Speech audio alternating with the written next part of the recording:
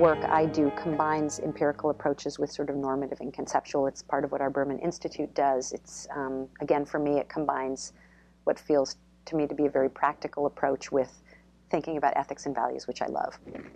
So, so that first NIH study that I mentioned before that we did after the advisory committee work was to develop what at the time in the 1990s felt like this very cool technology where we got money to develop a multimedia tool as an intervention, and we spent tons of money buying touch screens, which at the time were not the norm, so that the patients who saw this multimedia intervention, which described to them what clinical trials were and what early phase clinical trials were, could then touch little embedded videos of patients who had decided to join trials and who decided not to, and oncologists who were describing them.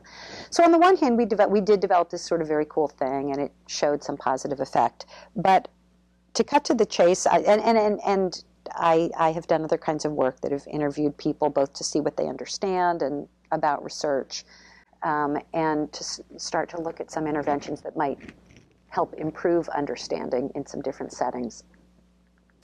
I guess what I come down to, and it seems so silly, but I really am convinced of it, is that what makes more difference than anything is to have a conversation.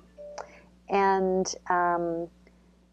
the large literature reviews that other people are doing seem to underscore this, that of all the fancy and simple interventions that people have created and tested experimentally related to informed consent, what I really am convinced make the most difference are the ones that involve conversation.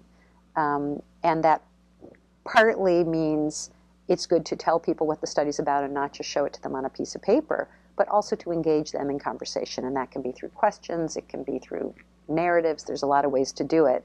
But I think, I have often said to people, if you do one thing in informed consent, find maybe 3 questions that you can ask.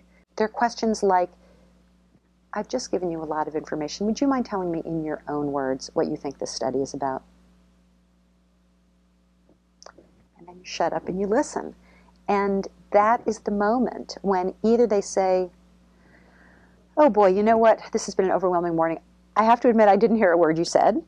Or they heard a lot of the words you said, but they got a few pieces that are pretty important wrong. Like they say, you're going to give me a new asthma drug as opposed to an experimental one, or as opposed to half of us get the placebo. Anyway, I think there are questions like, can you tell me in your own words what you think it's about? If it's a randomized study, does everybody get the same thing? What would happen if you said no? If you feel like you can throw in what are the good things and bad things, but I would even do okay without that. But it requires taking the time to listen. But I really think that, okay, we could teach that to people in about 15 seconds. And I think it makes a difference.